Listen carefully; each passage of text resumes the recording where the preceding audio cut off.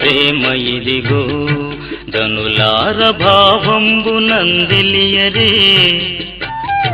కేవలము నమ్ముకొని నా పరలోక జీవంబు మనకబ్బును. ఇది యెహోవా ఏర్పాటు చేసిన దినము, దీని యందు మనం ఉత్సహించి సంతోషించెదము. యెహోవా పేరట వచ్చువాడు ఆశీర్వాదముందునుగాక. యెహోవా మందిరములో నుండి మిమ్ము దీవించుచున్నాము. ప్రార్థన చేసుకుందాం. ప్రేమ స్వరూపిన మా గొప్ప తండ్రి, పరిశుద్ధ ప్రభువా, మీ ప్రేమను బట్టి, మీ కృపను బట్టి మీ పాదసన్ని సమీపిస్తూ ఉన్నాము. ఈ పరిశుద్ధ దినమందు మమ్మల్ని సజీలుగా లెక్కించి ఈ ప్రాతకాలముననే మరొకసారి మీ మందిరంలోనికి మమ్మల్ని నడిపించినందుకు వందనాలు చెల్లించుకుంటూ ఉన్నాము.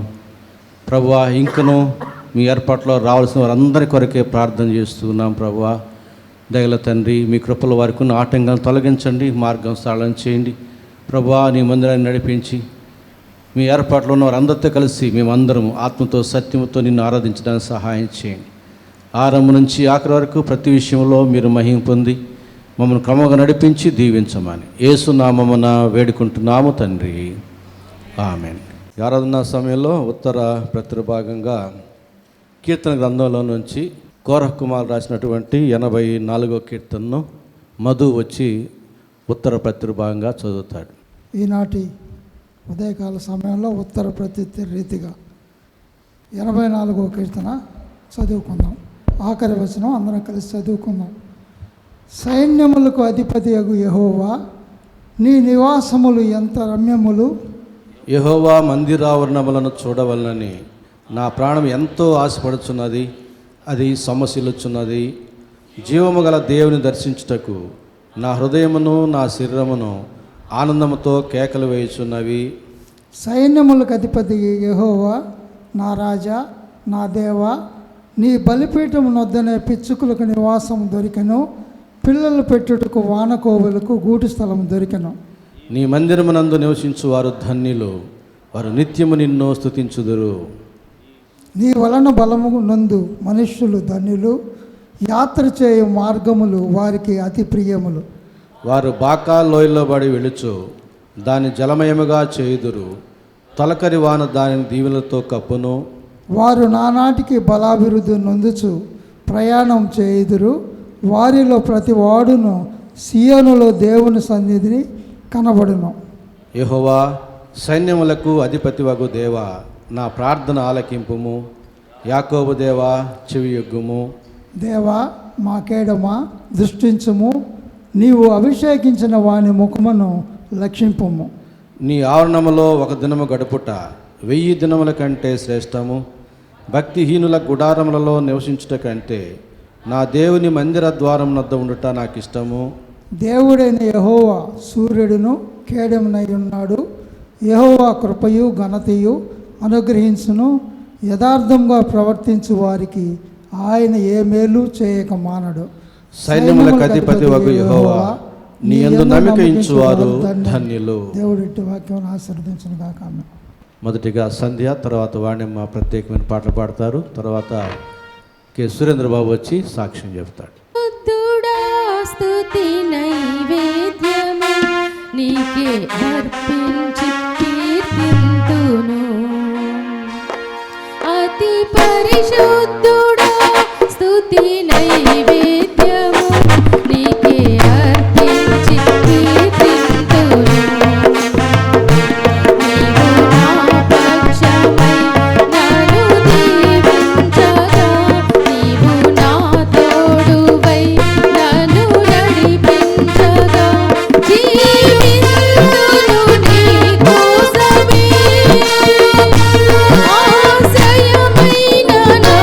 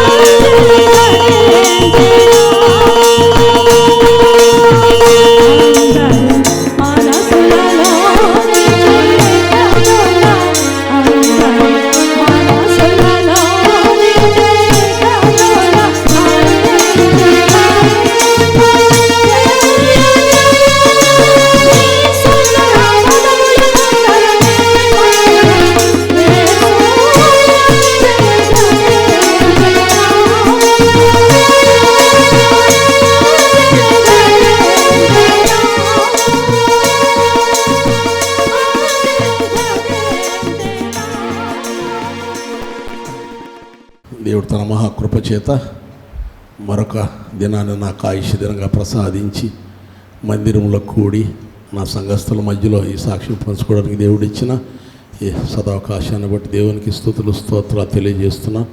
సంఘ కాపరికి నా వందనాలు తెలియజేస్తూ ఉన్నాను. సాక్ష్యం చెప్పాలంటే నాకు భయం.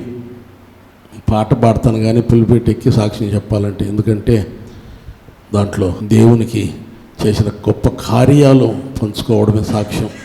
నా జీవితం పట్ల జీవితం అంతా చెప్పలేం, కానీ మొన్న మంగళవారం రాత్రి జరిగిన ఒక సన్నివేశాన్ని మీతో పంచుకోవాలని పాస్టర్ గారిని అవకాశం అడిగాను. మంగళవారం సాయంత్రం నేను మా ఆవిడ మా అవియంకురాలకి అనారోగ్యంగా ఉంటే హాస్పిటల్లో చూపించి వారి ఇరువురిని అట్టా ఇంటికి పంపించి విఆర్ కాలేజీ సెంటర్ నుంచి రామలింగాపురం అండర్ బ్రిడ్జ్లో వస్తూ ఉన్నాం. అండర్ బ్రిడ్జ్ దాటి పైకి ఎక్కుతూ ఉన్నాం. సహజంగా ఎక్కేటప్పుడు కానీ దిగేటప్పుడు అందరూ స్పీడ్గానే వస్తూ ఉంటారు. అండర్ బ్రిడ్జ్లో ఎక్కుతూ ఉన్నాం. లెఫ్ట్ రైట్ ఖాళీ వస్తే పక్క జరుగుతూ పోస్తుంటాం. ఇంక ఎక్కేస్తాం, ఒక నిమిషం అయితే పైకి వెళ్ళిపోతాం. సడన్గా ఒక పక్కన ఒక ఆయన వేరే వాళ్ళు వచ్చారు. రైట్కి తిప్పాను, ఎదురుగా డివైడర్ వచ్చేసింది. సడన్ బ్రేక్ వేసాను, కాలు కింద పెట్టాను. ఈ కాలు కింద పెట్టడంలో వెనక వెయిట్ ఉంది కదా, మా ఆవిడ ఉంది, కుడి కాలు బొటన వేలు నేలకి పొడుచుకుందట్టే. పొడుచుకున్నప్పుడు ఆ బొటన వేలు జాయింట్ షింక్ అయిపోయింది.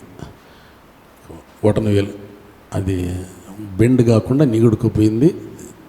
పెయిన్, భయంకరమైన నొప్పి వచ్చేసింది.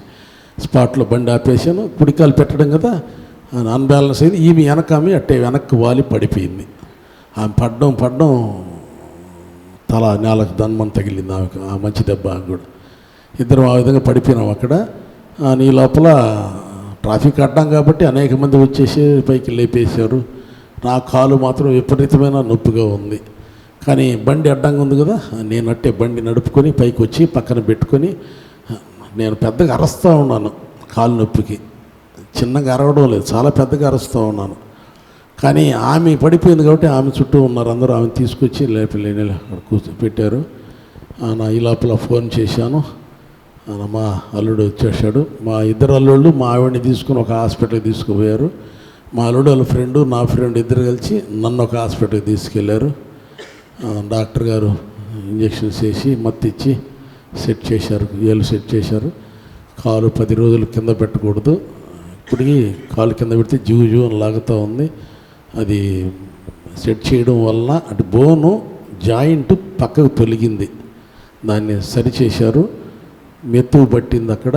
తిరిగి జాయింట్ సెట్ అవ్వడానికి 10 రోజులు పడుతుంది. మళ్ళీ దాని మీద బరువు పడితే అది డిస్లొకేట్ కావచ్చు, పక్కకు జరగవచ్చు అని. మా ఆవిడకి భయం, ఇది తలలో ఏమన్నా జరిగిందేమో, నరాలు ఏమన్నా పగిలినాయేమో అని ఒక హాస్పిటల్ అయిపోయింది. మరుసటి రోజు మళ్ళీ ఇంకొక హాస్పిటల్, 2 హాస్పిటల్ తీసుకుపోయాం. ప్రస్తుతానికి బాగానే ఉంది. కాకపోతే ఇంట్లో మా చిన్న పాప కన్నుంది, పసిబిడ్డ ఉంది కాబట్టి ఆమె ఇంట్లోనే ఉండాల్సి వస్తుంది. నాకైతే ఈరోజు రావాలని లేదు, కానీ మన సహోదరి అరుణమ్మని అన్న ఇంటికి వచ్చి మీరు రావాలన్నా అంటే దేవుడు శక్తి ఇచ్చాడు. నిజంగా ఇంత మంచి సంఘస్థులు నా కోసం నిరంతరం ప్రార్థన చేస్తున్నారు. సేవకుడు ప్రార్థన చేసి మాకేమవుతుందో చెప్పండి. ఏమి కాదు. ఇప్పుడు 84వ కీర్తన ఉత్తర పచ్చితరి చదువుకున్న దాంట్లో 2వ వచనం ఉంది, 10వ వచనం. ఈ 2 వచనాలు ఎంత చక్కటి మాటలు అవి, అద్భుతమైన మాటలు. ఆ విధంగా దేవుడు మనకు తోడున్నాడు, దేవుడు శక్తిని ఇచ్చాడు. నిజంగా రాలేను అనుకున్న వాడిని తీసుకొచ్చి మందిరంలో కూర్చోబెట్టాడు. నీ సన్నిధిలో సంపూర్ణ సంతోషం కలదంటూ ఉన్నాడు దేవుడు. ఇంత సంతోషాన్ని పోగొట్టుకొని ఇంట్లో ఉండడం అది అవివేకం. ఎక్కడికెక్కడికో ఎంతో శక్తి కూడగొట్టుకొని పోతూ ఉంటాం ఆ విధి లేని పరిస్థితుల్లో. మరి దేవుని సన్నిధికి రావడానికి నేను ఎందుకో వెనకాడాను, కానీ దేవుడు ఆ శక్తిని ఇచ్చాడు, తలంపించాడు, దేవుడు సన్నిధికి నడిపించాడు. మీ అందరి అనేక మంది నన్ను చూడడానికి ఇంటికి వచ్చారు, వారికి ఫోన్ల ద్వారా పరామర్శించారు. ఇప్పుడు వచ్చిన తర్వాత వచ్చినందు అనేక మంది పెద్దలు పలకరించారు. వారందరికీ కూడా నా పక్షంగా, నా కుటుంబ పక్షంగా మీ అందరికీ ధన్యవాదాలు తెలుపుతూ ఉన్నాను. మీ ప్రార్థనలో మా కుటుంబాన్ని జ్ఞాపకం చేసుకోవాలని కోరుతున్నాను. ఈ అవకాశం ఇచ్చిన పాస్టర్ గారికి నా వందనాలు తెలియజేస్తూ ముగించుకుంటూ ఉన్నాను. Thank you. మన ధ్యాన నిమిత్తం ఏర్పాటు చేయబడినటువంటి లేఖన భాగములను సువర్ణం గారు చదువుతుండగా దయచేసి సంఘం నిలుచుండాలని మనవి చేస్తున్నాను. ఆదికాండం 16వ అధ్యాయం మొదటి 9 వచనాలు మన ధ్యాన నిమిత్తమై చదువుకుందాం. నేటి ఆరాధనకు ఏర్పాటు చేయబడిన వేదవాక్య పఠనము ఆదికాండము 16వ అధ్యాయము మొదటి 9 వచనములు చదువుకుందాం. అబ్రాము భార్య అయిన శారాయి అతనికి పిల్లలు కనలేదు. ఆమెకు హాగరు అను ఐగుప్తీయురాలైన దాసి ఉండెను. కాగా శారాయి, ఇదిగో నేను పిల్లలు కనకుండా యెహోవా చేసి ఉన్నాడు, నీవు దయచేసి నా దాసితో పొమ్ము, ఒకవేళ ఆమె వలన నాకు సంతానము కలుగవచ్చునని అబ్రహాముతో చెప్పెను. అబ్రహాము శారాయి మాట వినెను. కాబట్టి అబ్రాము కనాను దేశంలో 10 ఏండ్లు కాపురమున్న తర్వాత అబ్రాము భార్య అయిన శారాయి తన దాసి అయిన హాగరును ఐగుప్తీయురాలిని తీసుకొని తన పెనిమిటి అయిన అబ్రామునకు భార్యగా ఉండునట్లు అతనికి ఇచ్చాను. అతడు హాగరుతో పోయినప్పుడు అది గర్భవతి ఆయను. అది తాను గర్భవతినైతేనని తెలుసుకొనినప్పుడు దాని యజమానురాలు దాని దృష్టికి నీచమైనదాయను. అప్పుడు శారాయి, నా ఉసురు నీకు తగులును, నేనే నా దాసిని నీ కవిటికిచ్చిన తర్వాత తాను గర్భవతినైతేనని తెలుసుకొనినప్పుడు నేను దాని దృష్టికి నీచమైన దానినైతిని, నాకును నీకును యెహోవా న్యాయం తీర్చునుగాక అని అబ్రాముతో అనెను. అందుకు అబ్రాము, ఇదిగో నీ దాసి నీ చేతిలో ఉన్నది, నీ మనస్సు వచ్చినట్లు దాన్ని చేయమని శారాయితో చెప్పెను. శారాయి దాన్ని శ్రమ పెట్టినందున ఆమె యొద్ద నుండి అది పారిపోగా యెహోవా దూత అరణ్యములో నీటి బుగ్గ యొద్ద అనగా షూరు మార్గములో బుగ్గ యొద్ద ఆమెను కనుగొని, శారాయి దాసివైన హాగరు, ఎక్కడి నుండి వచ్చితివి, ఎక్కడికి వెళ్ళుచున్నావని అడిగినందుకు అది నా యజమానురాలైన శారాయి వద్ద నుండి పారిపోచున్నానెను. అప్పుడు యెహోవా దూత, నీ యజమానురాలి యొద్దటి తిరిగి వెళ్ళి ఆమె చేతి క్రింద అణిగి ఉండుమని దానితో చెప్పెను. దేవుడి కొద్ది వాక్యమును దీవించునుగా.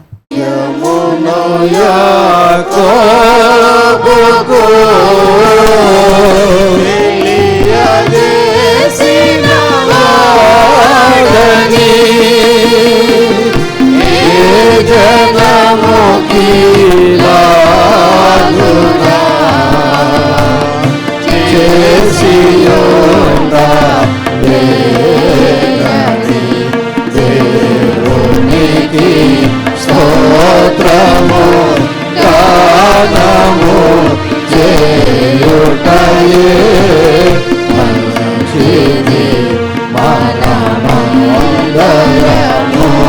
స్తుతి గానము చేయుటయే మంచిది.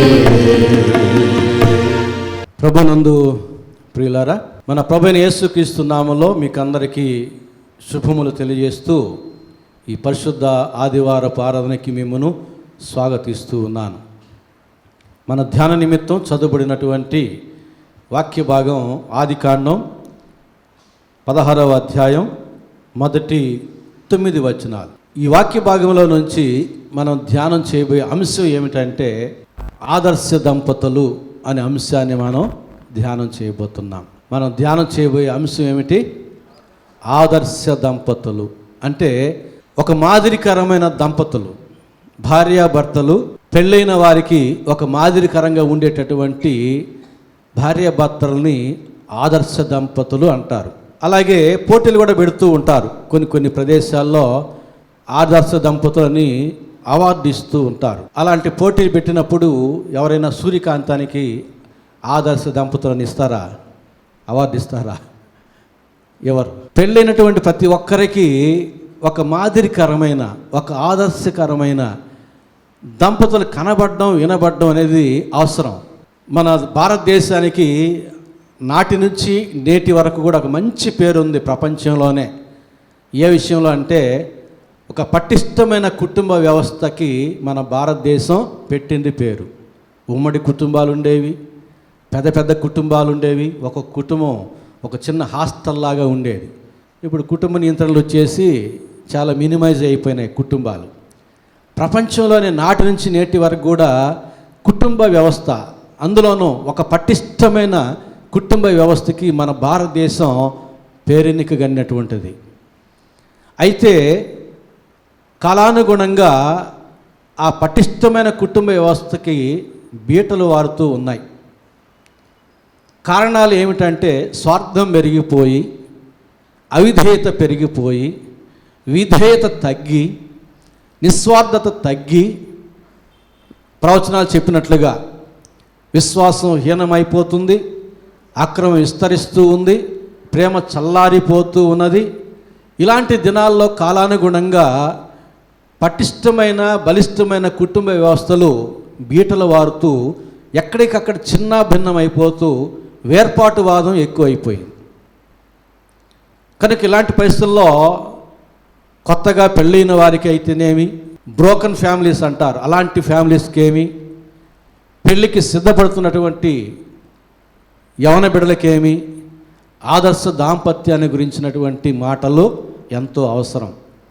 తిరిగి కుటుంబ జీవితాన్ని కట్టుకోవడానికి, తిరిగి కుటుంబ భవిష్యత్తుని సరిచేసుకోవడానికి ఆదర్శ దాంపత్యం అనే దాన్ని ధ్యానం చేయడం అవసరం. మనకు చదువుకున్న వాక్య భాగంలో అబ్రహాము శారాలు కనబడతారు. నేను ఎక్కువగా వారి కుటుంబ జీవితాన్ని నేను ఇష్టపడతాను. ఆదర్శవంతమైన దాంపత్య జీవితానికి వారిద్దరిని మనం జ్ఞాపకం చేసుకోవచ్చు. అటువల్లే పేతురు కూడా జ్ఞాపకం చేసుకున్నాడు. పేతురు రాసిన మొదటి పత్రిక 3వ అధ్యాయంలో అబ్రహాము శారాలను జ్ఞాపకం చేస్తాడు. పెళ్లి ప్రసంగాలు ఆ యొక్క వాక్యం మీద ఎక్కువగా చేస్తుంటారు సేవకులు. ఆ పెళ్లి ప్రసంగంలో కూడా అబ్రహాము శారాలను జ్ఞాపకం చేస్తాడు పేతురు. మనం కొన్ని విషయాలు కానీ జ్ఞాపకం చేసుకుంటే మనం కూడా ఒప్పుకుంటాం, అబ్రహాము శారాలు ఆదర్శ దంపతులు అనే విషయాన్ని మనం గ్రహించగలుగుతాం, మనం ఒప్పుకోగలుగుతాం. కనుక జాగ్రత్తగా ఆలకించాలని ప్రభు ప్రేమలో మీకు మనం చేస్తున్నాను. మాకెందుకులే అనుకోకండి, పెళ్ళి కావాల్సిన వారికి అవసరమే, పెళ్ళైన వారికి అవసరమే. కనుక అన్ని ప్రాయాల్లో ఉన్న వారందరూ కూడా బహు జాగ్రత్తగా ఆలకించాలని మనం చేస్తున్నాను.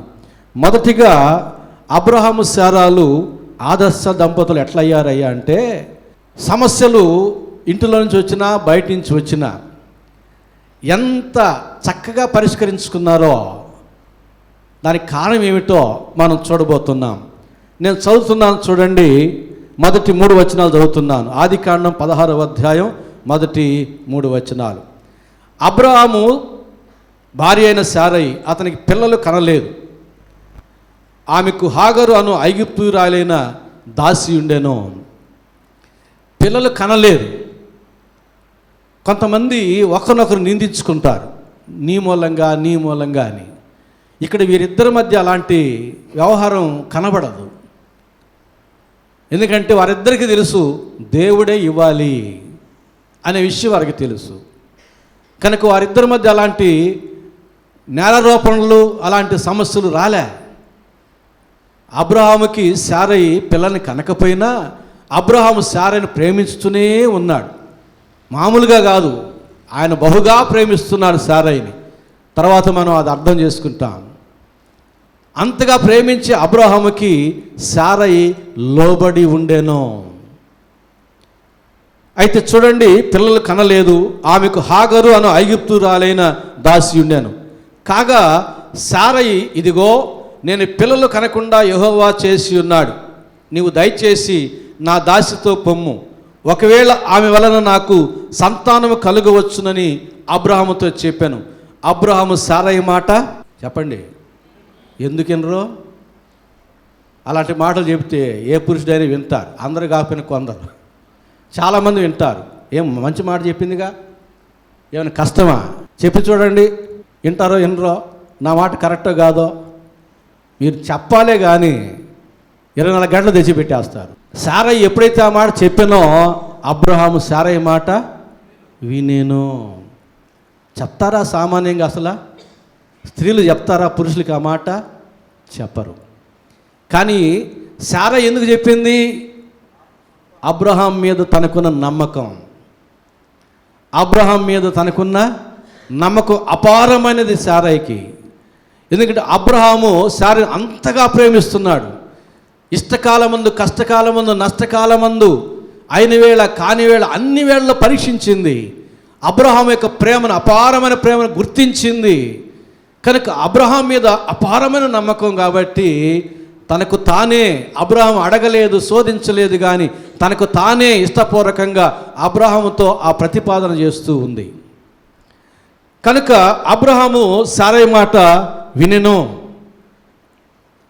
వీరిద్దరి మధ్య అపారమైన నమ్మకం, ప్రేమ ఉంది. అందుకనే పెళ్లి చేసేటప్పుడు మేము చెబుతూ ఉంటాము, దంపతుల మధ్య ప్రేమ విధేయతలు ఉండాలి.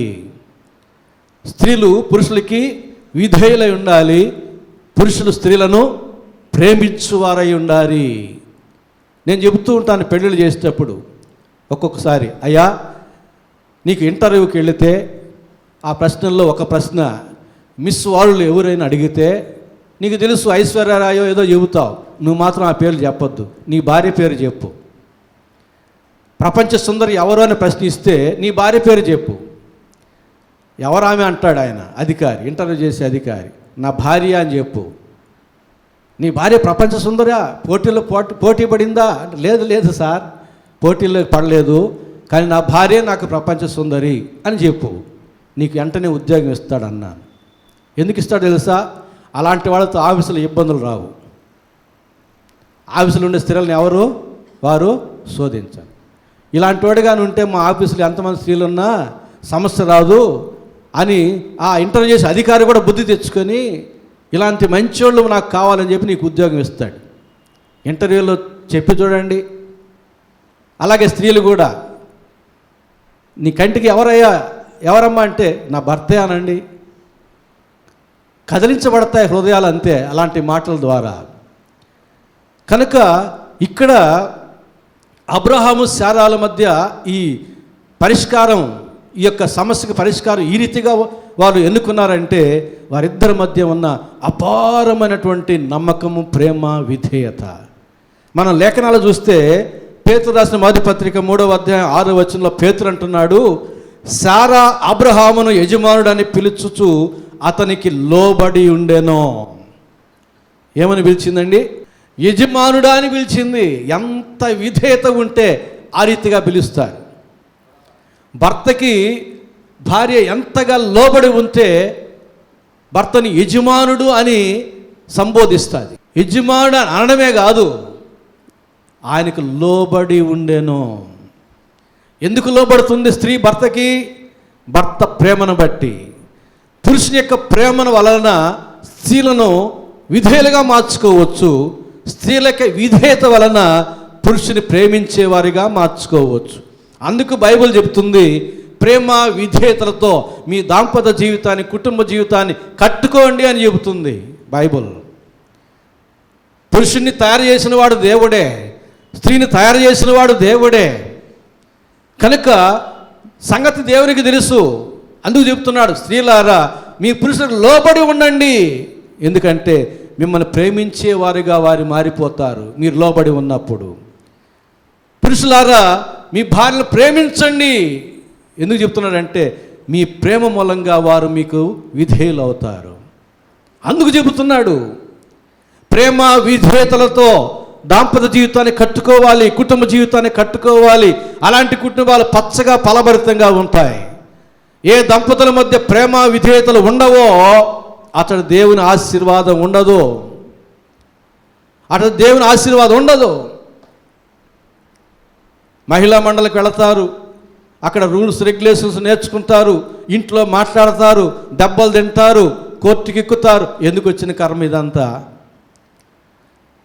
దేవుడు చెబుతున్న మాట, మన కుటుంబ వ్యవస్థ బాగుండాలంటే ప్రేమ విధేయతలే. సారయ్య అబ్రహాముల మధ్య అలాంటి ప్రేమ విధేయతలు ఉన్నట్టుగా మనం కొన్ని సందర్భాలను చూచి అర్థం చేసుకోగలుగుతాం. ఆదికాండం 12వ అధ్యాయం 11వ వచనం నుంచి 19వ వచనం వరకు ఉన్న వాక్య భాగాన్ని నేను చదువుతున్నాను. ఆదికాండం 12వ అధ్యాయం 11వ వచనం నుంచి, అతడు ఐగుప్తులో ప్రవేశించడానికి సమీపించినప్పుడు అతడు తన భార్య అయిన సారయ్యతో, ఇదిగో నీవు చెప్పండి చక్కని దానివని ఎరుగుదును. అమలారా, ఎప్పుడైనా మీ భర్తలు ఈ మాట చెప్పారా మీతో? పెళ్లి చూపులు అప్పుడు చెప్పుంటారేమో, లేకపోతే పెళ్ళైన కొత్తలో చెప్పుంటారేమో, అప్పుడప్పుడు చెబుతున్నారు ఈ మాట ఎప్పుడైనా?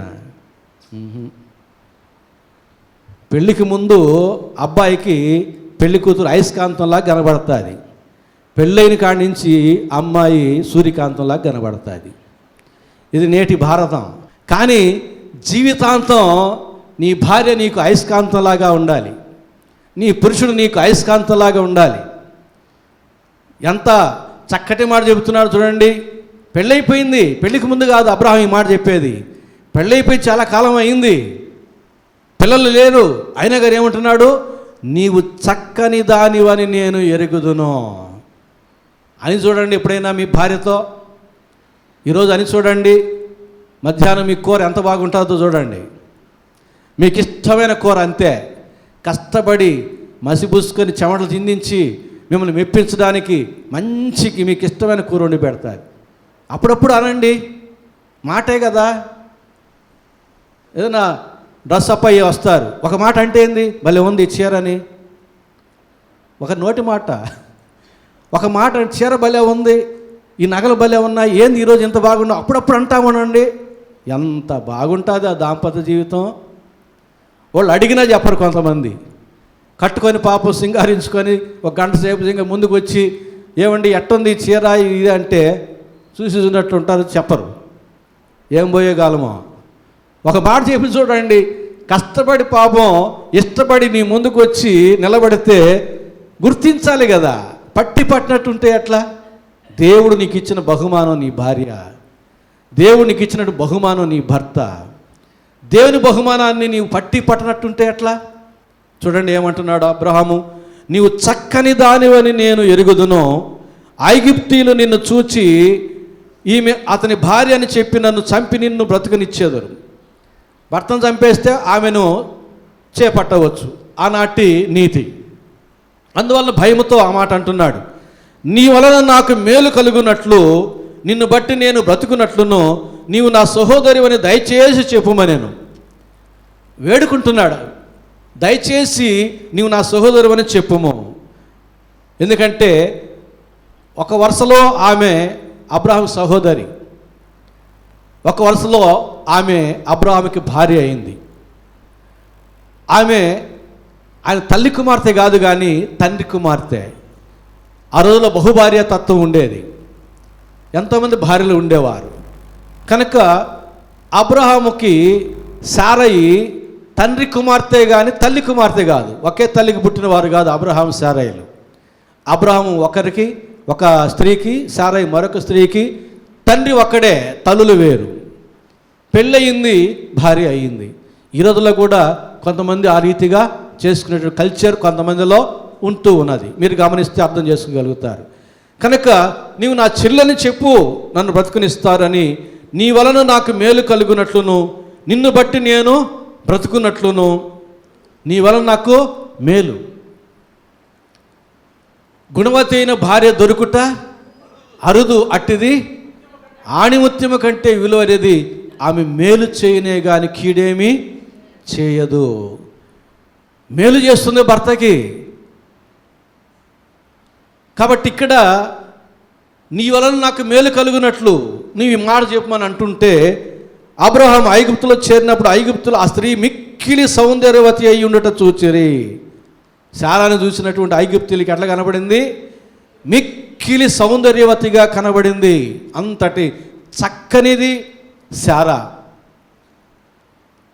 కాబట్టి అబ్రహాము శారైతే ఆ మాట చెప్పడం జరిగింది. అలాగే ఆయన అనుకున్నట్టుగానే ఐగుప్తీయులు కూడా చూచి ఆమె మిక్కిలి సౌందర్యవతి అయి ఉండట చూచిరి.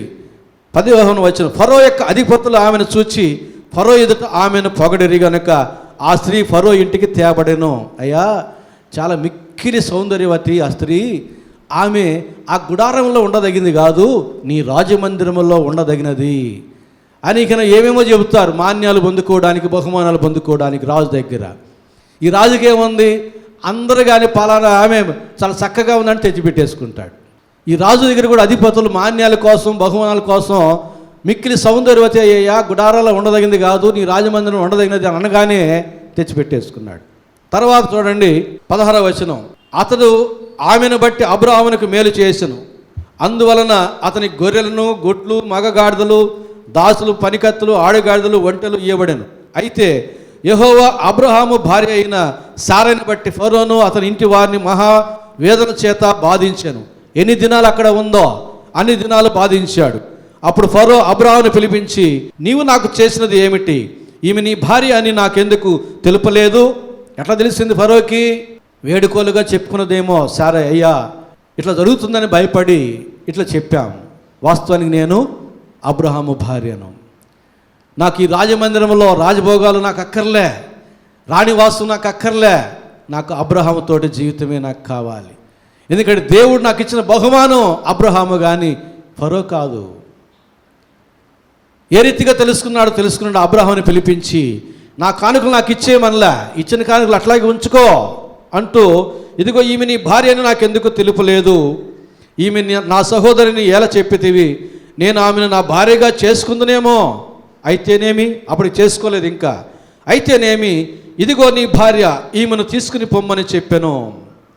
మరియు ఫరో అతని విషయమై తన జనులకు ఆజ్ఞాపించినందున వారు అతన్ని, అతని భార్యను, అతని కలిగిన సమస్తమును పంపివేసిరి.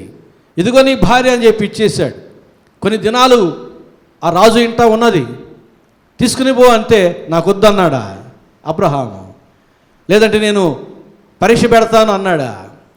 పరీక్షించి తీసుకెళ్తా అన్నాడా? ఏమిలే, తీసుకెళ్ళాడు. కారణం శారై మీద అబ్రహాముకున్న అపారమైన నమ్మకం, శారై మీద అబ్రహాముకున్న అపారమైన ప్రేమ.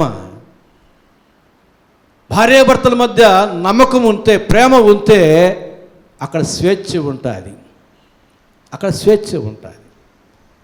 ప్రేమ, నమ్మకం అనేది మన మధ్య బలపడుతూనే ఉండాలి కాలం గడిచే కొద్దీ. ఫరో ఇంట ఉంది మిక్కిలి సౌందర్యవతి శారై. ఎన్ని దినాలు ఉన్నదో అబ్రాహాముకి అనుమానం ఏమీ లేదు, నమ్మకం ఉంది. ఎన్ని దినాలు ఉన్నా నా శారై, నా శారయ్యే, తీసుకుని వెళ్ళు అనగానే తీసుకుని వెళ్తున్నాడు అంతే. సంతోషంగా వస్తుంది శారై అబ్రహాం ఇంటికి. రాజమందిరాన్ని వదిలేస్తున్నాను, గుడారాల్లోకి వెళుతున్నాను అనుకోలే. రాజరికం పోతూ ఉంది, నేను పరవాసిగా ఉండాల్సి వస్తుందని అనుకోలే. రాణివాసం పోతుంది అని అనుకోలే. సంతోషంగా దేవుడు తనకిచ్చిన బహుమానమైన భర్త యొద్దకు చేరుకుంటూ ఉంది. ఏమంటారు ఈ సన్నివేశాన్ని బట్టి? వారిద్దరూ ఆదర్శ దంపతులు కాదా? వారిద్దరు ఆదర్శ దంపతులు కాదా? పరీక్ష పెట్టి పరిశీలించి ఆ తర్వాత చేపట్టినాడా? ఆదర్శ దంపతులు. అదే మన జీవితాల్లో కలిగితే మన వ్యవహారం ఎట్లుంటుంది, మన యొక్క స్పందన ఎట్లుంటుంది? ఒక్కసారి యథార్థంగా ఆలోచన చేసుకోండి. కారణం మన మధ్య ప్రేమ, నమ్మకం ఆ పాటిది. కనుక బలపరచుకోండి. ఇప్పటి నుంచైనా మరలా చిగురింప చేయాలి. దంపతుల మధ్య, భార్యాభర్తల మధ్య ప్రేమ, నమ్మకం అనేది వర్ధిల్లాలి. వాటి మూలంగా భార్యకు, భర్తకు స్వేచ్ఛ ఉండాలి. ఎవరు ఎన్ని చెప్పినా నమ్మే పరిస్థితి ఉండకూడదు. ఎవరైనా ఏదైనా చెబితే నేను అనుకున్నా ఆయన అట్టటోడేనని, ఇక ఇంటికి వస్తానే ఇక నరకమే. ఏమనాలి? నువ్వు ఎన్నైనా చెప్పు, ఆయన అట్టటోడు కాదు, బుద్ధి వస్తుంది చెప్పేవాళ్ళకి. అలాంటి ప్రేమ, నమ్మకం భార్యాభర్తల మధ్య ఉండాలి. ఇంతేకాదు, ఆదికాండం 20వ అధ్యాయం కూడా చూడండి. ఆదికాండం 20వ అధ్యాయంలో మరొక సన్నివేశం. ఒకసారి కాదు, 20వ అధ్యాయం 2వ వచనం. అప్పుడు అబ్రహాము తన భార్య అయిన శారాను గూర్చి ఈమె నా చెల్లెలని చెప్పిన గనుక గెరర రాజు అయిన అబీమెలెకు శారాను పిలిపించి తన ఇంట చేర్చుకునేను. ఇది రెండవ పర్యాయం. మొదటిసారి ఫరో, రెండవ పర్యాయము అబీమెలెకు రాజు తీసుకుని వెళ్ళిపోయాడు, ఆమె మిక్కిలి సౌందర్యవతి అని గ్రహించి. 14వ వచనం చూడండి, దేవుడు మళ్ళీ ఎలాంటి కార్యం జరిగించాడో. 14వ వచనం, అబీమెలెకు గొర్రెలను గొడ్లను దాసదాసీ జనం రప్పించి అబ్రహాముకిచ్చి అతని భార్య అయిన శారాను అతనికి తిరిగి అప్పగించాను. అప్పుడు అబీమెలెకు, ఇదిగో నా దేశం ఎదుట ఉన్నది, నీకు ఇష్టమైన స్థలమందు కాపురం ఉండుము అనేను. కొన్ని దినాలు ఉన్నది శారై అబీమెలెకు ఇంట. మళ్ళీ తెలుసుకున్నాడు, మరలా ఇదిగో అంటున్నాడు. అబ్రహాము రెండోసారి ఏం చేశాడు? వద్దన్నాడా? పరీక్షిస్తానన్నాడా? సంతోషంగా స్వీకరించినాడు. జీవితంలో రెండోసారే కాదు, ఇంకెన్నిసార్లు జరిగినా సరే అబ్రహాం అట్లాగే చేస్తాడు. కారణం వారి మధ్య ఉన్నటువంటి అపారమైన నమ్మకము, ప్రేమ లాంటిది. శారై భర్తకి అంతగా లోబడుతూ ఉంది కాబట్టి అబ్రహాంకి శారై మీద అంత నమ్మకం. శారైని అబ్రహాం అంతగా ప్రేమిస్తున్నాడు కాబట్టి శారైకి అబ్రహాం మీద అంత నమ్మకం. నా పురుషుడు నన్ను చేర్చుకుంటాడు, నా సంగతి ఆయనకి తెలుసు, అంత నమ్మకం శారైకి. ఆదర్శ దంపతులు కాదా? వారు ఆదర్శ దంపతులని అనిపించుకోరా? కాబట్టి ప్రభునందు ప్రియులారా, ఆదర్శ దంపతులు మనం జ్ఞాపకం చేసుకున్నప్పుడు మనం కూడా అలాంటి వారముగా ఉండడానికి తీర్మానం చేసుకోగలుగుతాం. మనం అందాన్నే కోరుకుంటాం, అందంగా ఉండాలి, అమ్మాయికి తగినట్టుగా ఉండాలి, అబ్బాయికి తగినట్టుగా ఉండాలి, మంచిదే. అందాన్ని కోరుకోనండి. అయితే ఒక మాట, సామెతల గ్రంథం 31వ అధ్యాయం 30వ వచనం ఏం చెప్తుందంటే, అందము మోసకరము, సౌందర్యము వ్యర్థము. నీ ముఖం అందంగా ఉందంటే నీ ముఖం మీద ఏమున్నట్టు? వ్యర్థం ఉన్నట్టు, మోసం ఉన్నట్టే. ఇప్పుడు కావాలా అందం? చెప్పండి. ఇప్పుడు ఈ వాక్య వెలుగులో చెప్పండి. అది అర్థం చేసుకోరు, చదివి వదిలేస్తారు అంతే. ఇంకా మోసపూరితంగా మార్చుకోవడానికి, ఇంకా వ్యర్థమైనదిగా మార్చుకోవడానికి బ్యూటీ పార్లర్కి వెళ్ళి 5,000 10,000 ఇచ్చి ఇంకా మెరుగులు పెట్టించుకొని ఇంకా అందంగా, ఇంకా సౌందర్యంగా కనబడాలి.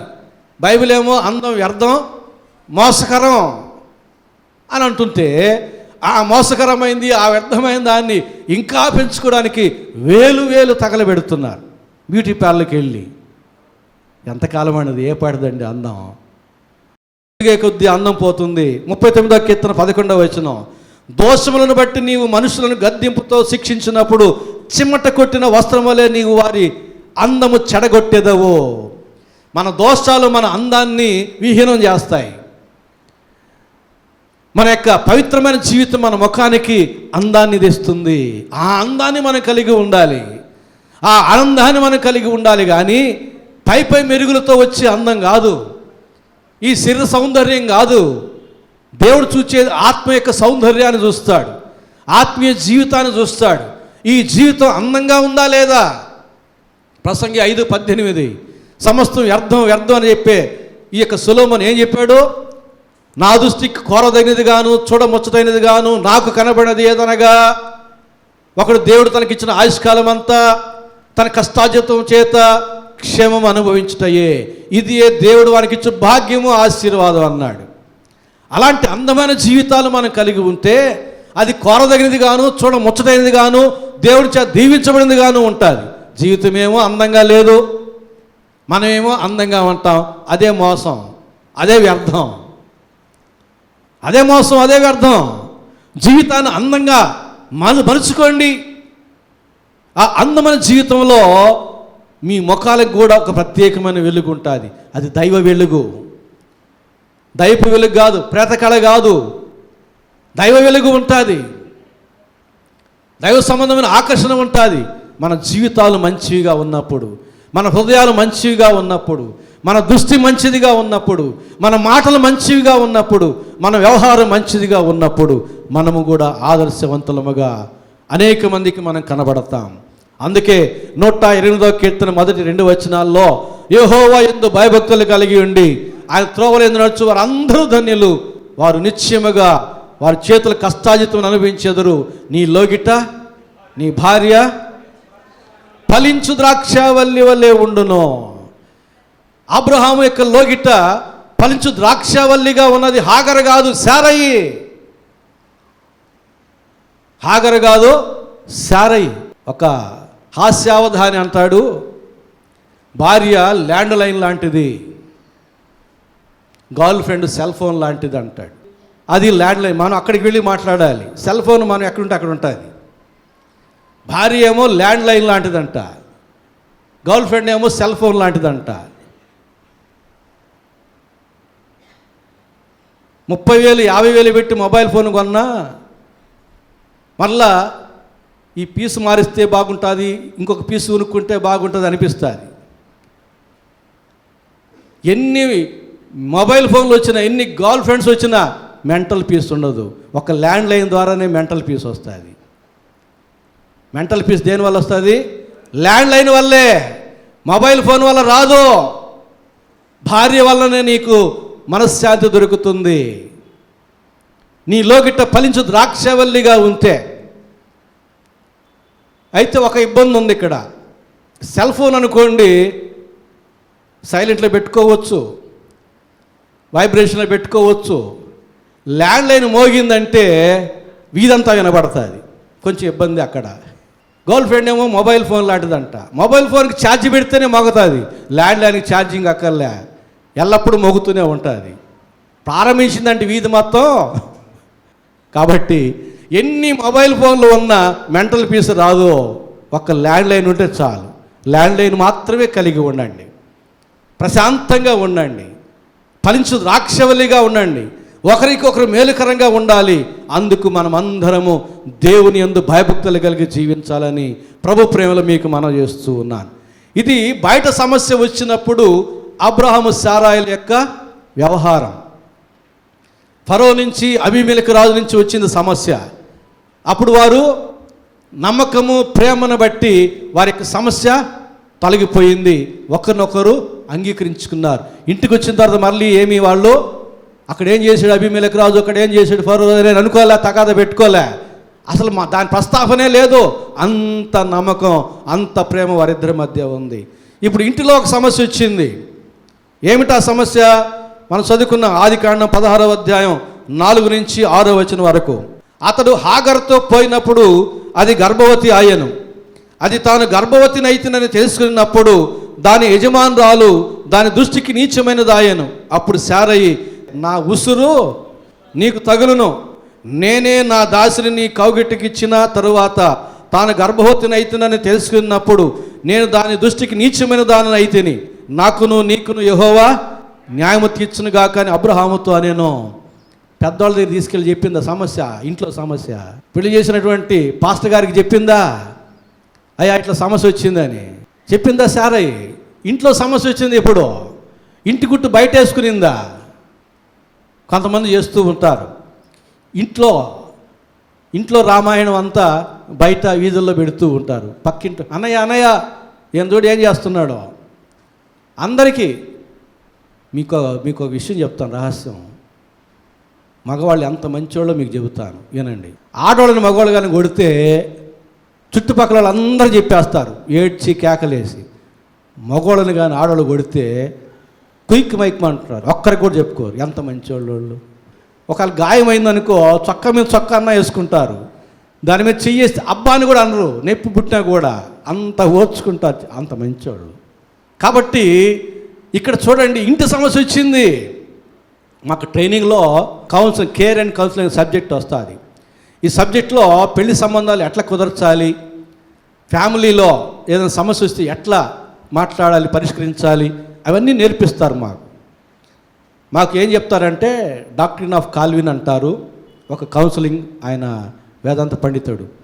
ఒక వృత్తం గీస్తారు, గీసి అందులో ఒక అడ్డంగా ఒక గీత గీస్తారు.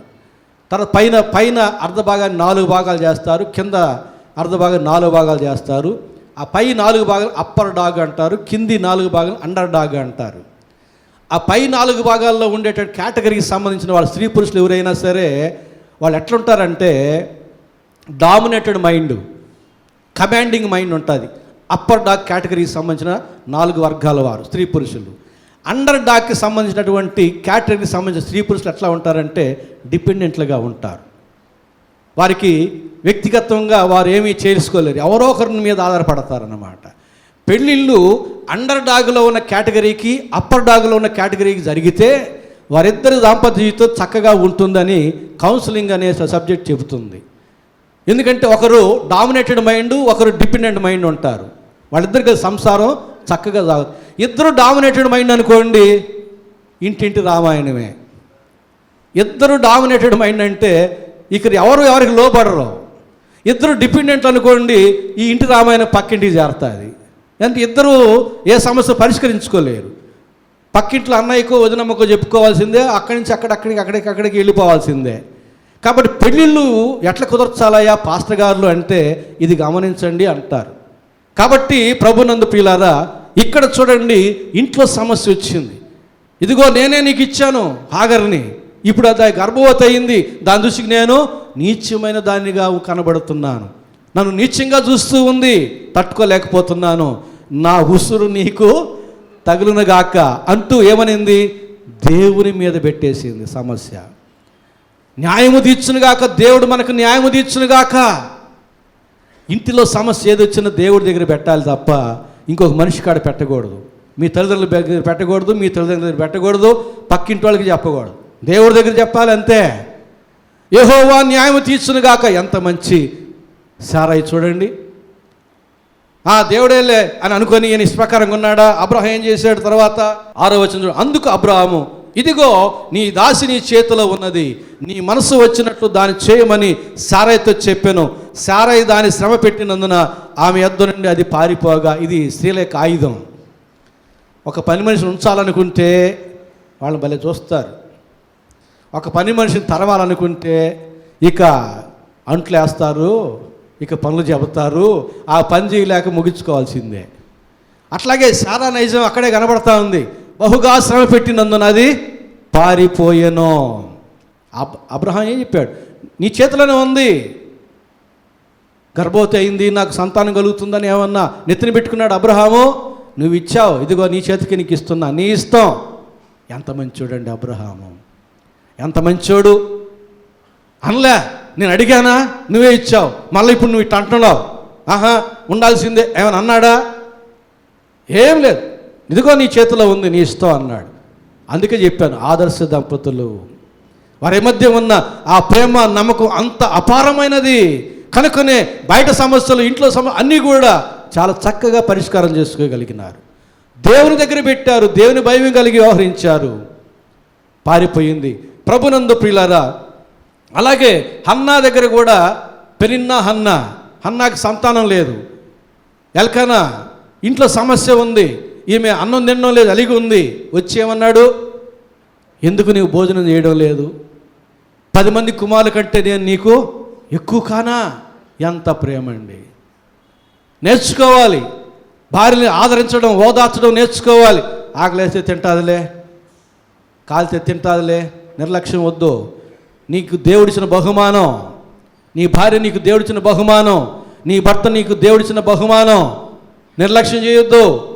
సాటి అయినటువంటి స్త్రీ, సాటి అయిన సహాయకురాలు, నీ జీవిత భాగస్వామి, లైఫ్ పార్ట్నర్, నీవెంతో ఆమె కూడా అంతే. ఈ విషయాన్ని మనం గుర్తించాలి. ఇక్కడ చూడండి, వారు అదే రీతిగా ఉంటూ ఉన్నారు. అలాగే అనేక విషయాలు మనం చెప్పుకోవచ్చు, కానీ టైం లేదు కాబట్టి నేను దాటి వెళుతూ ఉన్నాను. ప్రభునందు ప్రియులారా, ఇంటిలో సమస్య వచ్చింది, ఎవరికి చెప్పకండి దయచేసి, దేవునికి మాత్రమే చెప్పండి. పెద్దవాళ్ళకి చెప్పినా, పోలీసు వాళ్ళకి చెప్పినా, ఇంటి పెద్దలకు చెప్పినా సమస్యను సర్దుబాటు చేస్తారు. మరలా ఆ సమస్య వస్తుంది. సమస్య సర్దుబాటు కాదు, పరిష్కారం అవ్వాలంటే దేవుడే నీ సమస్యను పరిష్కారం చేస్తాడు. ఏ మనిషి పరిష్కారం చేయలేడు, సర్దుబాటు చేస్తాడు. బుద్ధి మాటలు చెప్పి అతికినట్టుగా అతికిస్తారు. మళ్ళీ కొద్ది రోజులకి అదే సమస్య వస్తుంది. ఎక్కడికి వెళ్ళినా అదే సర్దుబాటే తప్ప పరిష్కారం దొరకదు. దేవుని యొద్ద మాత్రమే పరిష్కారం దొరుకుతుంది. సారాయి దేవుని దగ్గర చెప్పింది, యెహోవా న్యాయము తీర్చునుగాక. వెంటనే అబ్రహాము, ఇదిగో నీ ఇష్టం అన్నాడు. అయిపోయింది, అక్కడికి సమస్య పరిష్కారం అయిపోయింది. 2వ రోజు కూడా లేదు. నేర్చుకోవాలి మనం. బయట నుంచి సమస్య వచ్చినా, ఇంటిలో నుంచి సమస్య వచ్చినా, మన మధ్య ఉన్న నమ్మకము, ప్రేమ, దేవుని యందలి భయభక్తుల చేత సమస్యలన్నింటినీ కూడా అధిగమించి మన పచ్చని సంసారాన్ని ఫలభరితంగా నడుపుకోవాల్సిన వారమై ఉన్నాం. అంత మాత్రమే కాదు, సమయం లేదు కాబట్టి మూడో విషయం, ఇంకా చాలా విషయాలు మరి రాసుకుని వచ్చాను కానీ సమయం లేదు. ఇంకో సందర్భంలో ఇంకొక మెసేజ్లో వాటిని జాయిన్ చేస్తాను. తర్వాత సారాయి శ్రమ పెట్టినందువలన హాగరు ఏం చేసింది? వెళ్ళిపోయింది. 7-8 వచనాలు చూస్తే, యెహోవా దూత అరణ్యములో నీటి బొగ్గ యొద్ద అనగా శూరు మార్గములో బొగ్గ యొద్ద ఆమెను కనుగొని, సారాయి దాసి అయిన హాగరు, ఎక్కడి నుండి వచ్చితివి, ఎక్కడికి వెళుచున్నావని అడిగినందుకు అది, నా యజమానురాలి సారాయి యొద్ద నుండి పారిపోచున్నాను అనెను. అప్పుడు యెహోవా దూత, నీ యజమానురాలి యొద్దకు తిరిగి వెళ్ళి ఆమె చేతి క్రింద అణిగి ఉండుమని దాసితో చెప్పాను. అణిగి ఉండు. పారిపోయి వచ్చినటువంటి హాగరుతో చెబుతున్నాడు, నీవు ఆమె ఎద్దకు వెళ్ళు, ఆమె దగ్గర నీవు అణిగి ఉండాలి. మోషే పారిపోయి వచ్చాడు ఐగుప్తు దేశాన్ని వదిలిపెట్టి, మళ్ళీ వెళ్ళన్నాడు దేవుడు. దేవుని చిత్తాన్ని జరిగించాడు మోషే. దేవుని చిత్తానికి లోబడింది ఇక్కడ హాగరు. శ్రమ పెట్టినందున ఆ శ్రమలు భరించలేక గర్భవతిగా ఉన్న హాగరు పారిపోయింది. దేవుని చిత్తాన్ని తెలుసుకొని మరలా వచ్చింది. వచ్చినప్పుడు సారాయిని ఎంతగా బ్రతిలాడుకునిందో, అణిగి ఉంటాను, నేను అట్లా చేయను, క్షమించు అని ఎంతగానో బ్రతిమలాడు ఒప్పించుకుని మరలా ఆమె చేతి కింద అణిగి ఉన్నది. దేవుని చిత్తాన్ని జరిగించడానికి మనం ఆ రీతిగా ఉండాలి. అది కష్టమైన, నష్టమైన. ప్రభు ప్రార్థనలు చెబుతాం, పరలోకమందు నీ చిత్తం ఎలాగూ జరుగుతుందో అలాగే భూమి యందు నెరవేర్చబడుగాక అంటాం. మరి దేవుని చిత్తానికి మనం అడ్డుగా ఉండకూడదు, దేవుని చిత్తాన్ని నెరవేర్చాలి. యేసు ప్రభు మనకు మాదిరిగా ఉన్నాడు. యోహాను సువార్త 4:34 వచనంలో, నన్ను పంపిన వాని చిత్తము నెరవేర్చుటయు ఆయన పని తుద ముట్టించుటయు నాకు ఆహారమై ఉన్నది. దేవుని పని చేయడమే మనకు ఆహారమై ఉండాలి. అంతగా యేసు ప్రభు చేశాడు. యోహాను సువార్త 9:31, దేవుడు పాపుల మనవి ఆలకింపుడని ఎరుగుదుము, ఎవడైనా దేవభక్తుడై ఉండి ఆయన చిత్తము చొప్పున జరిగించిన యెడల ఆయన వారి మనవి ఆలకించును. దేవుని చిత్తాన్ని ప్రేమించి జరిగించే వారి ప్రార్థన దేవుడు ఆలకిస్తాడు. లూకా సువార్త 12:47 వచనం, తన యజమాని చిత్తం ఎరిగి ఉండి సిద్ధపడక అతని చిత్తము చొప్పున జరిగింపక ఉండు దాసునికి అనేకమైన దెబ్బలు తగులును. దేవుని చిత్తాన్ని ఎరిగి ఉండి జరిగించని వారికి అనేకమైన దెబ్బలు తగులును. మత్తయి 26:39, నా తండ్రి ఈ గిన్నె నా యొద్ద నుండి తొలగిపోనేము, అయినను నా ఇష్ట ప్రకారమే కాదు నీ చిత్త ప్రకారమే కానేము. భయంకరమైన శిలువ మరణాల యొక్క శ్రమలు, మరణమైనా కూడా నీ చిత్తమైతే నేను ఆ యొక్క భయంకరమైన శిలువ మరణాన్ని స్వీకరిస్తానని యేసు ప్రభు అంటున్నాడు. అందుకే ఆయన మనకు మాదిరి అయ్యాడు, మార్గం అయ్యాడు. కాబట్టి ప్రభునందు ప్రియులారా, దేవుని చిత్తాన్ని ఎప్పుడు కూడా మనం ప్రేమించాలి. అది ఒకంత మనకు కష్టంగా ఉండవచ్చు, నష్టదాయకంగా కనబడవచ్చు, భారంగా ఉండవచ్చు, అయినా మనము దేవుని చిత్తాన్ని ప్రేమించాల్సిందే, దేవుని చిత్తానికి లోపడాల్సిందే. ఎందుకంటే మన మేలు నిమిత్తమే చెప్తాడు ఆయన. దేవుడు మన మేలు నిమిత్తమే ఆయన ఏదైనా చెప్పేది. అబ్రహాము కుమారుని అప్పగించు, దహన బలి చేయి, లోపడ్డాడు. ఏమయ్యాడు? దీవించబడ్డాడు. దేవుని చిత్తాన్ని జరిగించిన వారు అందరూ కూడా దీవించబడ్డారు. ఒక చిన్న జరిగిన సంఘటన చెప్పి నేను ముగిస్తాను. ఈ మధ్య జరిగింది, వీడియో వచ్చింది నాకు వాట్సాప్లో. ఫ్లైట్లో వెళుతూ ఉన్నారు, అందులో ఒక సువార్థికుడు ఉన్నాడు. ఆయన ముందరే యేసు అంటే అస్సలు ఇష్టం లేని వ్యక్తి ఉన్నాడు. ఈయనకి దేవుడు ప్రేరేపిస్తూ ఉన్నాడు, లేచి నిలబడి సువార్త చెప్పు అని. ఈయన అనుకుంటున్నాడట, ప్రభువా ఫ్లైట్లో సువార్త ఏంటి, చెప్పనిస్తారా, ఎయిర్ హోస్టెస్ వచ్చి ఆటంకపరుస్తుందేమో అని తనలో తాను అనుకుంటూ ఉంటే, నీకెందుకు, నువ్వు లేచి నిలబడి సువార్త చెప్పు అన్నాడట. ఎట్టకేలకు సువార్థికుడు లేచి నిలబడి ఆ ఫ్లైట్లో సువార్త చెప్పడం మొదలుపెట్టాడట. ముందే ఉన్నాడు యేసు, అసలు పడదు. అతడు ఆ యవనస్తుడు లేచి చెప్పొద్దన్నాడట. దేవుడు చెప్పమంటున్నాడు కనుక నేను చెబుతున్నానని చెబుతూనే ఉన్నాడట. అతను చాచి ఒక లెంపకాయ కొట్టాడు. పెద్ద ఆయన సువార్తికుడు చాలా పెద్ద ఆయన. చాచి లెంపకాయ కొట్టాడు గట్టిగా. అతను ఈ పక్కెట్లు పట్టుకున్నాడు, మళ్ళీ కూర్చున్నాడు. కూర్చున్న తర్వాత కాసేపటికి మరలా యేసుప్రభు చెప్పాడంట, లేచి సువార్త చెప్పు అని. లేచి సువార్త చెప్పు. ప్రభువా, ఇప్పుడే ఒక చెంప దెబ్బ తిన్నాను ప్రభువా, ఈ చెంప కూడా చూపిమంటావా? సరే ప్రభువా అని లేచి రెండో పర్యాయం లేచి సువార్త చెబుతూ ఉంటే అతను మరలా లేచి, ఎన్నిసార్లు చెప్పాలి నీకు, సువార్త చెప్పొద్దు, ఆపు అన్నాడట. అప్పుడు ఈ వృద్ధుడు అంటున్నాడు, ఈ చెంప తిప్పి, ఇందాక ఈ చెంపను నువ్వు దీవించావు, ఈసారి ఈ చెంపను కూడా దీవించు అని చెప్పి చూపించాడు. నేను చూశాను ఆ వీడియో. ఇందాక ఈ చెంపను నువ్వు దీవించావు, కొట్టేవనలే, ఈ చెంపను దీవించావు నువ్వు, ఈసారి ఈ చెంపను కూడా దీవించు అన్నాడట. అనేసరికి ఆ చెంప మీద కొట్టాడు లాగి. తర్వాత కూర్చున్నాడు అతడు కూర్చున్నాడు. కాసేడు మరలా దేవుడు అంటున్నాడట, లేచి చెప్పు అని. ప్రభువా, 2 చెంపలు దీవించబడ్డాయి ప్రభువా, మరలా చెప్పమంటున్నావు ఏంటి ప్రభువా అని అంటే, లేదు నువ్వు లేచి నిలబడి చెప్పు అన్నాడు. లేచి నిలబడ్డాడు, సువార్త చెప్పడం మొదలుపెట్టాడు. ఇతడు కూడా లేచాడు. ఎన్నిసార్లు చెప్పాలి నీకు, ఇంకా బుద్ధి రాలేదా అని కొట్టబోయేటప్పుడు పక్కనే ఉన్న అతని కుమారుడు, డాడీ కొట్టబాకన్నాడట. డాడీ కొట్టబాకన్నాడట. కొడుతున్నటువంటి ఆ యొక్క వ్యక్తి బిడ్డ కొడుకు వైపు చూశాడు, ఆ మాట విన్నాడు. ఈ స్వార్థ చెప్పి ఆయన కాళ్ళ మీద పడి ఏడ్చి, యేసు నిజమైన దేవుడు అన్నాడట. ఎందుకో తెలుసా? ఆ బిడ్డ మోగవాడు. ఆ బిడ్డకి యాక్సిడెంట్లో గొంతు పోయింది. ఎన్నో ప్రయత్నాలు చేశాడు, ఎంతగానో ప్రార్థన చేశాడు. యేసు ప్రభు ఆ బిడ్డకి స్వరం ఇవ్వలేదని చెప్పి యేసు ప్రభు మీద ద్వేషం పెంచుకున్నాడు. సమయం వచ్చింది, సందర్భం వచ్చింది, స్వార్థ చెప్తున్నాడు, కొడుతున్నాడు. 3వసారి కొట్టబోయేటప్పుడు బిడ్డకి దేవుడు గాడిదకి నోరిచ్చినట్టుగా ఇచ్చాడు. ఆ బిడ్డ అంటున్నాడు, డాడీ కొట్టొద్దు. ఈ తండ్రి, నా కుమారుడు మాట్లాడుతున్నాడు. అతని కాళ్ళ మీద పడి క్షమాపణ అడిగి యేసు నిజమైన దేవుడు అని చెప్పి ఒప్పుకున్నాడట.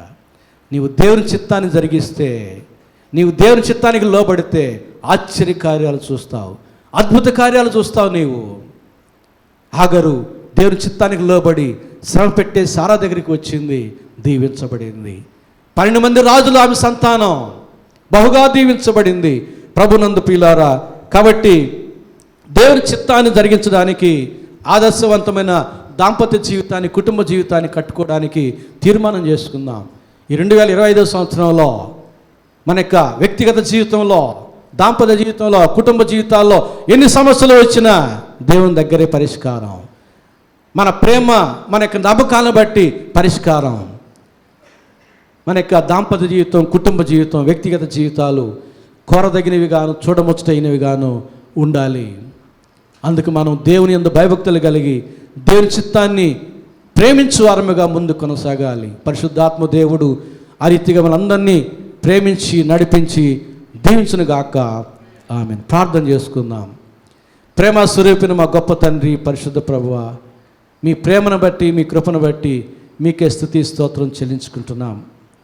ప్రభువా, అబ్రహాము శారాల యొక్క ఆదర్శవంతమైన దాంపత్య జీవితాన్ని మా కళ్ళెదుటి కనబరిచారు నా తండ్రి. బయట నుంచి సమస్యలు వచ్చినా వారి మధ్య ఉన్న అపారమైన ప్రేమ నమ్మకాలను బట్టి సమస్యలుగా ఉండలేదు ప్రభువా, తొలగిపోయినాయి. ఇంట్లో సమస్య వచ్చినా వారు నీ యొద్దకు తెచ్చారు కనుక వారి సమస్యగా ఉండలేదు ప్రభువా. ఏ సమస్య నా తండ్రి వారిని ఏమీ చేయలేకపోయింది. వారిని ఆదర్శవంతమైన దంపతులుగా దీవించారయ్యా. ఆ రీతిగానే పెళ్ళైన వారందరినీ ఆదర్శవంతమైన దంపతులుగాను, పెళ్ళికి సిద్ధపడుతున్న వారిని కూడా ఆ రీతిగా ఆదర్శవంతమైన దాంపత్య జీవితంలోనికి నడిపించినట్లుగా మీ కృపాకారం జరిగించాలని ప్రార్థన చేస్తున్నాం. మా జీవితాల్లో ఉన్నటువంటి లోటుపాట్లు సరి చేసుకొని అయ్యా, మేమందరము కోరదగినటువంటి చూడముచ్చటైనటువంటి జీవితంలోనికి అడుగుపెట్టి కొనసాగడానికి సహాయం చేయమని యేసు నామమున వేడుకుంటున్నాము తండ్రి. ఆమేన్.